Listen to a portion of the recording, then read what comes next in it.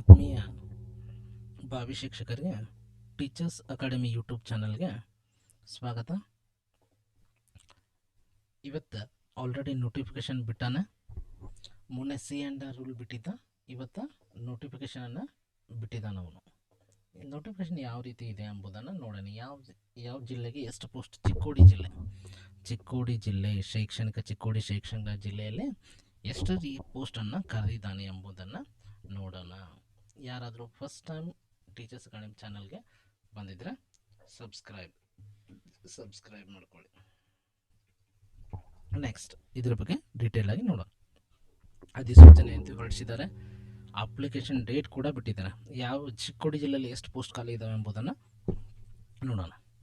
ಕನ್ನಡ ಭಾಷೆ 86 ಪೋಸ್ಟು, ಆಂಗ್ಲ 3 ಭಾಷೆ, ಇಂಗ್ಲೀಷ್ 3, ಗಣಿತ ಮತ್ತು ವಿಜ್ಞಾನ 86 ಪೋಸ್ಟು, ಜೀವ ವಿಜ್ಞಾನ 15 ಪೋಸ್ಟು, ಸಮಾಜ ವಿಜ್ಞಾನ 18 ಪೋಸ್ಟು, ವಿಜ್ಞಾನ ಶಿಕ್ಷಕರು 14 ಪೋಸ್ಟು. ಟೋಟಲ್ ಎಷ್ಟು ಪೋಸ್ಟ್ ಕರೆದಿದ್ದಾನಪ್ಪ ಅಂದ್ರೆ 200. ಇದು ಹೈಯೆಸ್ಟ್ ನೋಡ್ರಿ, 222 ಪೋಸ್ಟ್ ಕರೆದಾನ. ಯಾರು ಮಿಸ್ ಮಾಡ್ಕೊಳ್ಳೋಕೆ ಹೋಗ್ಬಿಡ್ರಿ. ಚಿಕ್ಕೋಡಿ ಶೈಕ್ಷಣಿಕ ಜಿಲ್ಲೆಯಲ್ಲಿ 222 ಪೋಸ್ಟ್ಗಳನ್ನು ಕರೆದಿದ್ದಾನೆ.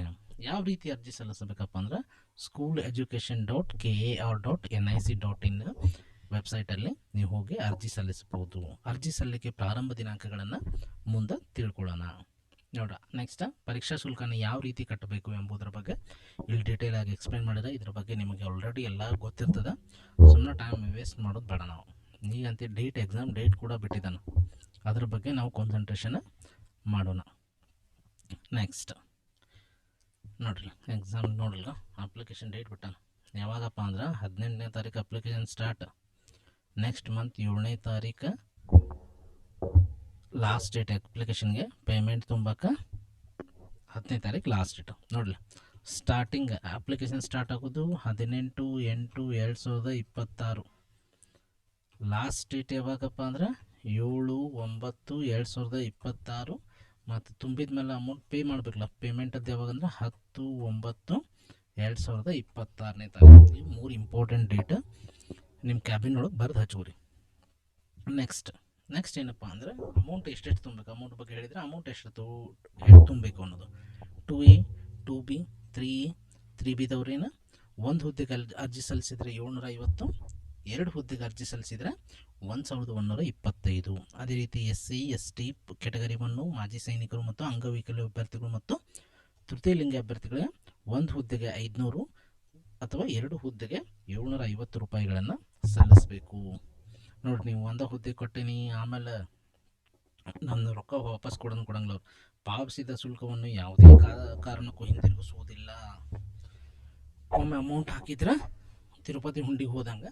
ಅದಕ್ಕೆ ನೆಕ್ಸ್ಟ್ ಆರಾಮ್ ಕುಂತು ಯೋಚನೆ ಮಾಡಿ ಯಾವ್ಯಾವ ಜಿಲ್ಲೆಗೆ ಹಾಕಬೇಕು ಎಂಬುದನ್ನು ನೀಟಾಗಿ ತಿಳ್ಕೊರಿ. ನೆಕ್ಸ್ಟ್ ವೇತನ ಶ್ರೇಣಿ ಏನೈತಿ, ಏನಪ್ಪ ಅಂದ್ರೆ ವೇತನ ಶ್ರೇಣಿ ಏನೈತಿ 44,425 ರೂಪಾಯಿ ಬೇಸಿಕ್ಕಿಂದ ಹಿಡಿದು 83,000 ರೂಪಾಯಿ ತನಕ ಐತಿ.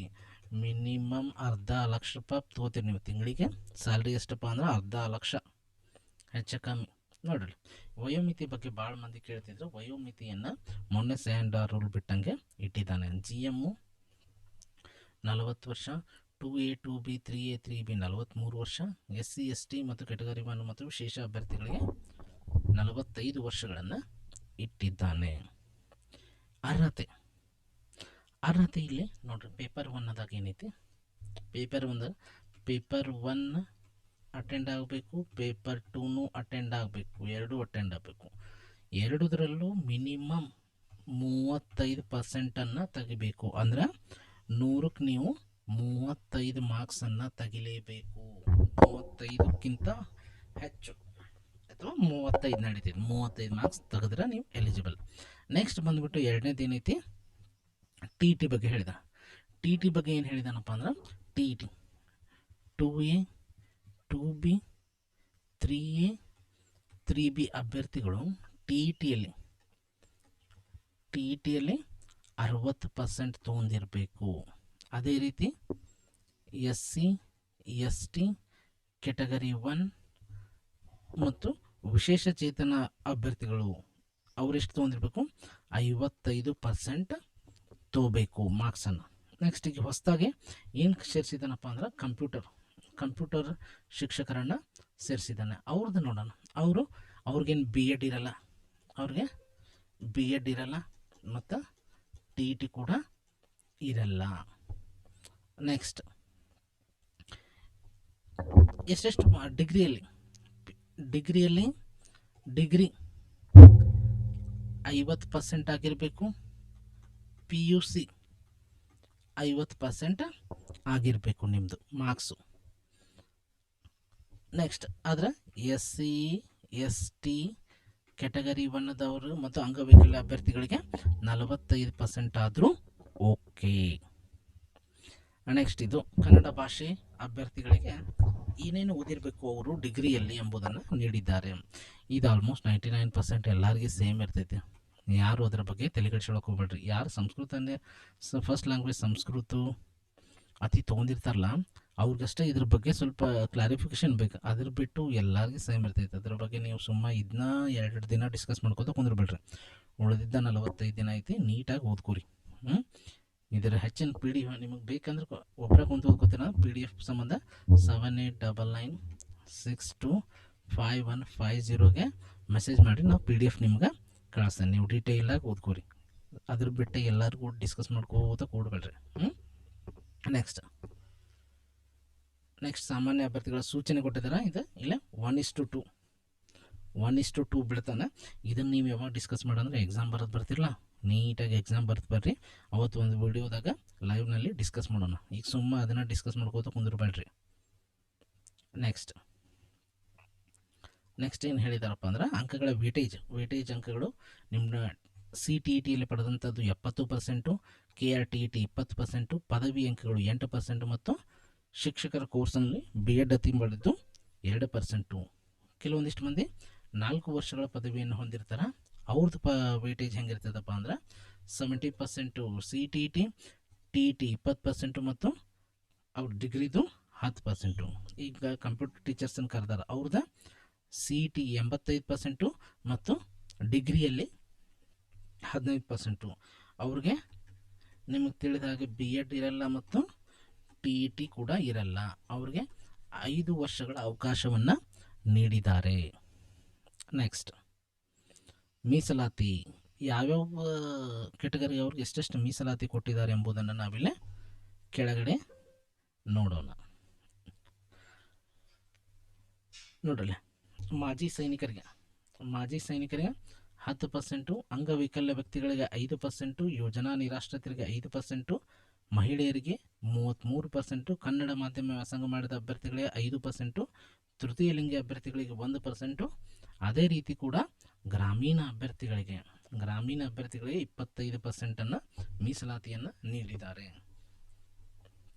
ಇಲ್ಲಿ ಕೆಳಗೆ ಏನಪ್ಪ ಅಂದ್ರೆ ಮಾಜಿ ಸೈನಿಕರ ಅಭ್ಯರ್ಥಿಗಳು ಯಾವ ಫಾರ್ಮ್ಯಾಟಲ್ಲಿ ಅವ್ರದ್ದು ಇದನ್ನು ಪ್ರಮಾಣ ಪತ್ರವನ್ನು ಸಲ್ಲಿಸಬೇಕು ಎಂಬುದನ್ನು ಇಲ್ಲಿ ಡೀಟೇಲ್ಡ್ ಆಗಿ ನೀಡಿದ್ದಾರೆ. ಇದನ್ನು ಸ್ವಲ್ಪ ಓದ್ಕೋರಿ.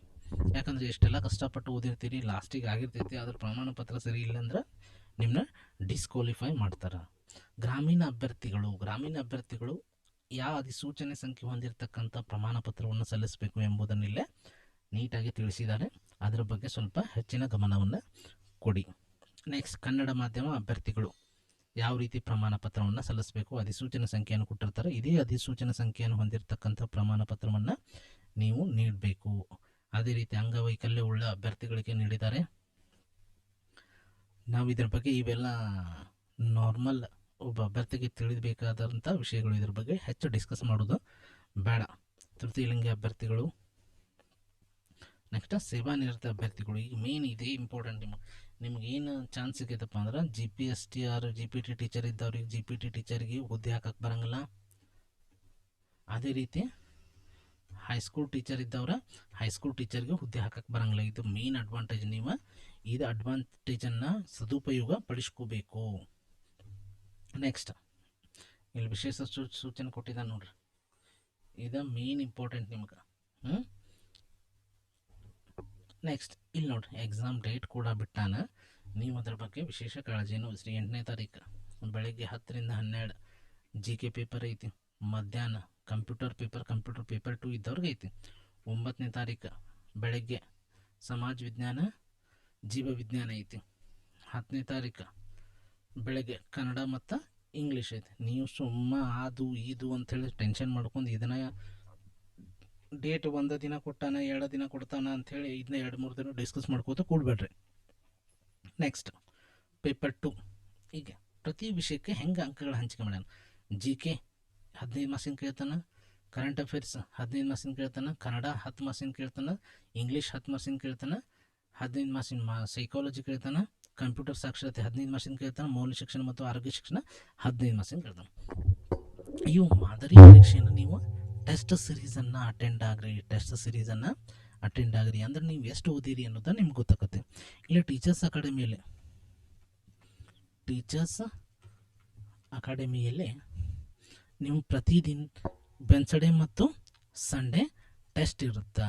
As per exam K A exam pattern ಪ್ರಕಾರ ಟೆಸ್ಟ್ ಇರ್ತೈತಿ. ಇದನ್ನು ನೀವು ಅಟೆಂಡ್ ಆಗೋದ್ರಿಂದ ಏನಾಗತ್ತೈತೆ, ನೀವು ನಿಮ್ದು ಸೆಲ್ಫ್ ಎವ್ಯಾಲ್ಯೂಯೇಷನ್ ಮಾಡ್ಕೋಬೋದು. ಸೆಲ್ಫ್ ಇವ್ಯಾಲ್ಯೂಯೇಷನ್ನ ಎಷ್ಟು ಓದಿನಿ ಈ ವಾರ ಎಂಬುದನ್ನು ನಿಮಗೆ ನೀವು ಅರ್ಥ ಮಾಡ್ಕೋಬಹುದು. Exams are the most important pillar to the success. ನೋಡ್ರಿ, ಅದೇ ರೀತಿ ಇವು ನಾರ್ಮಲ್ ಇದ್ರ ಬಗ್ಗೆ ಇವನ್ನ ಓದ್ಕೋತ ಕುಂದ್ರಬೇಡ್ರಿ. ದಿನ ಪೂರ್ತಿ ಇದು ನೋಟಿಫಿಕೇಶನ್ ಓದ್ಕೋತ ಕುಂದ್ರಬೇಡ್ರಿ. ಕನ್ನಡ 100 ಮಾರ್ಕ್ಸಿಂದು, ಇಂಗ್ಲೀಷ್ 100 ಮಾರ್ಕ್ಸಿಂದು, ಗಣಿತ ವಿಜ್ಞಾನ 100 ಮಾರ್ಕ್ಸಿಂದು, ಜೀವ ವಿಜ್ಞಾನ 100 ಮಾರ್ಕ್ಸಿಂದು, ಸಮಾಜ ವಿಜ್ಞಾನ 100 ಮಾರ್ಕ್ಸಿಂದು, ಅದೇ ರೀತಿ ಕಂಪ್ಯೂಟರ್ ಕೂಡ 100 ಮಾರ್ಕ್ಸಿಂದು ನಿಮ್ಗೆ ಎಲ್ಲರಿಗೂ ತಿಳಿದಂಗೆ ಐತಿ. ಎಲ್ಲ OMR ಎಲ್ಲ ಕೂಡ ಬಹು ಆಯ್ಕೆ ಮಾದರಿಯಲ್ಲಿ ಇರ್ತಾವೆ. ಪ್ರಶ್ನೆ ಪತ್ರಿಕೆ ಕನ್ನಡದಲ್ಲೂ ಇರ್ತದೆ, ಆಂಗ್ಲ ಮಾಧ್ಯಮದಲ್ಲೂ ಇರ್ತದೆ. ಇದು ವಿವರಣೆ ಸಾಕು. ನೀವು ಇದನ್ನು ತೊಗೊಂಡು ಇದನ್ನು ಒಂದೊಂದು ತಾಸು ನೋಡ್ಕೋತ ಕುಂದ್ರಬೇಡ್ರಿ. ನೋಡ್ರಿ, ಇಲ್ಲಿ ಮೆನ್ಷನ್ ಮಾಡ್ಯಾನ, ಎಕ್ಸಾಮ್ ಮುಗಿದು 2 ದಿನಕ್ಕೆ ನಿಮ್ಗೆ ಅಧಿಕೃತ ಕೀ ಆನ್ಸರನ್ನು ಅವನು ಬಿಡ್ತಾನೆ. ಎಕ್ಸಾಮ್ ಭಾಳ ಫಾಸ್ಟಾಗಿ ನಡೀತೈತೆ. ಅಭ್ಯರ್ಥಿಗಳು ಇದರ ಸದುಪಯೋಗವನ್ನು ಪಡ್ಕೊಳ್ರಿ.